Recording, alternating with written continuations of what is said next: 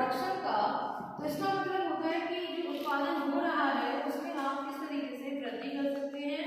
उत्पादन वृद्धि की जैसे हम बात करते हैं तो जैसे कृषि हो गया, ठीक है, तो कृषि में ऐसे उन्नत बीजों का इस्तेमाल करना जिससे कि जो खेती है वो बढ़ जाए, उसकी उपज बढ़ जाए। उपज बढ़ने से क्या होगा कि आपकी फसल है बहुत ज़्यादा आपको मिलती है।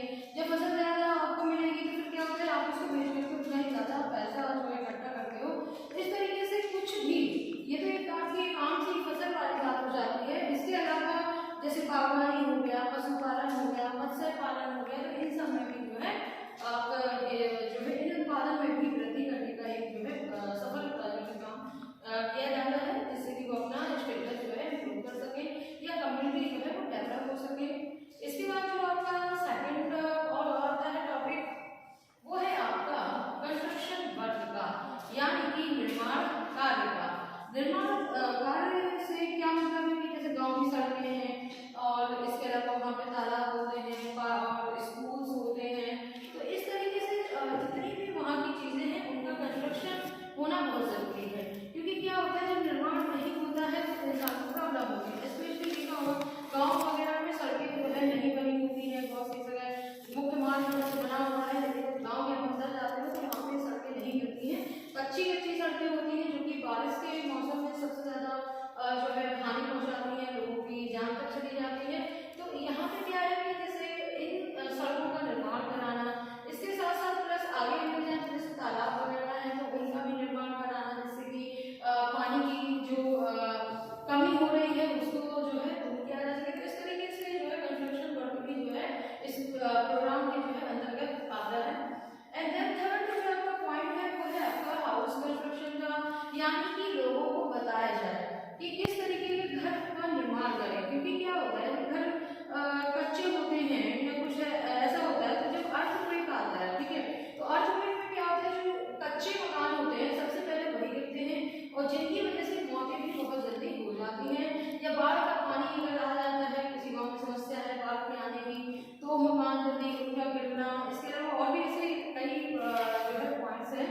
तो उन लोगों को समझाना कि जो है आप पक्के भवनों का निर्माण कराएं और किस तरीके से वो मकान बनाएं, जिससे कि वो जैसे चाहे अर्थक्वेक आए या कोई और अदर प्रॉब्लम हो रही है तो उस चीज़ से वो बच सके।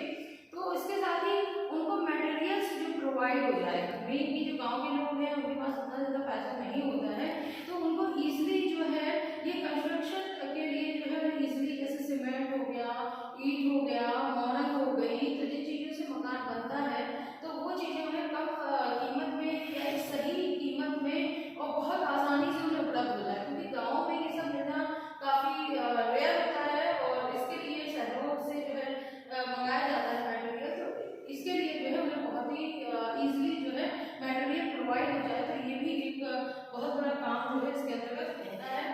एंड फोर्थ जो पॉइंट है वो है सोशल वेलफेयर वर्क का। तो समाज कल्याण के जो कार्य होते हैं वो स्थानीय कला और संस्कृति जो हमारी होती है उससे जुड़े हुए होते हैं, उन पर आधारित होते हैं। क्योंकि क्या होता है कि जो सोशल वेलफेयर होते हैं या उनके लिए हम जो काम करते हैं तो क्या करते हैं कि वहाँ के लोगों की संस्कृति को देखते हैं, ठीक है, वहाँ की कल्चर क्या है, वहाँ की रहन सहन का उनका तरीका क्या है, फिर और उसके अलावा उनका समझना बोलना, ये सारे जो है पॉइंट्स इसमें आ जाते हैं। तो इनको देख कर कोई प्रोग्राम जो है सेट किया जाता है। इसके बाद आता है हमारा फिफ्थ पॉइंट एजुकेशन का। तो शिक्षा का प्रबंध बहुत ही जरूरी है और शिक्षा भी कई प्रकार की होती है, जैसे प्रारंभिक शिक्षा होती है, इसके बाद एक माध्यमिक जिसे हम कहते हैं, तो वो वाली जो कि आपका इंटर तक चली जाती है वो शिक्षा मिल जाती है। इसके अलावा अनौपचारिक शिक्षा भी जो है आ जाता है, जिसे हम प्रौढ़ शिक्षा भी बोलते हैं, एजुकेशन एजुकेशन भी कहते हैं। तो एजुकेशन स्पेशली किन्हें दी जाती है कि प्रौढ़ लोग जो कि एडल्ट हो चुके हैं लेकिन उनके पास ना तो कोई ऐसी डिग्रीज है कि वो अपना कहीं गवर्नमेंट जॉब कर सके, ऐसा कुछ है, तो उनके पास जो सोर्स होता है वो होता है उनकी खेती। तो उन खेती को किस तरीके से वो ग्रो करें, अगर उनके जो भी छोटा मोटा धंधा है तो उसको कैसे वो आगे ले जाए, तो उसके लिए पढ़ना बहुत जरूरी है। तो एजुकेशन का भी इसमें जो है काफी महत्व दिया गया है। इसके बाद आता है आपका नेक्स्ट पॉइंट, वो है हेल्थ मैनेजमेंट का। तो इसमें जो है स्वास्थ्य का भी जो है स्वास्थ्य प्रबंधन को भी देखा जाता है कि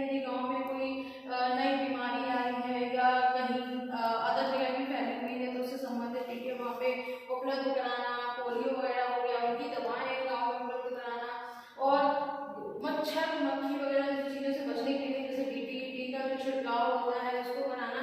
तो हेल्थ मैनेजमेंट को लेकर के भी जो है इसमें जो है प्रोग्राम जो है उसमें सेट किए जाते हैं।